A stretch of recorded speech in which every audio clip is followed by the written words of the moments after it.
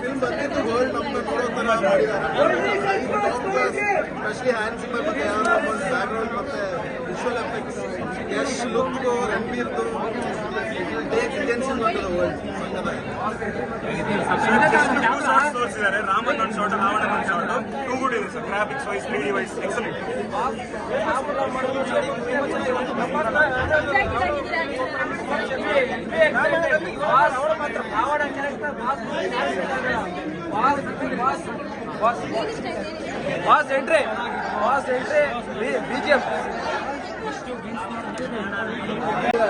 ಅದು ಬರೀ ಗ್ಲಿಮ್ಸ್ ಅಲ್ಲಿ ಲಾಸ್ಟ್ ಒಂದು 10 ಸೆಕೆಂಡ್ಸ್ ಮಾತ್ರ ವಿಷುವಲ್ ತೋರಿಸ್ತಾರೆ ಫಿಲ್ಮ್ದು.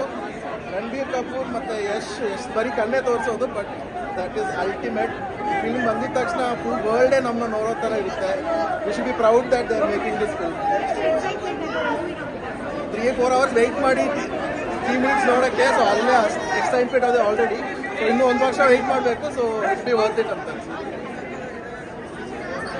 ಲುಕ್ ಹೇಗಿತ್ತು? ನಮ್ಮ ಹುಡುಗ ಫುಲ್ ಖುಷಿ ಆಗ್ಬಿಟ್ಟವ್ರು. ಎಷ್ಟು ಅದೇ ಥರ ನನಗೂ ಫುಲ್ ಖುಷಿ. ನಮ್ಮ ಫ್ರೆಂಡ್ ಕರೆದಿದ್ದೆ, ನನಗೋಸ್ಕರ ಬಂದ ನಾವು ಎಷ್ಟು ಅವರು ಕನ್ನಡ ಇಂಡಸ್ಟ್ರಿ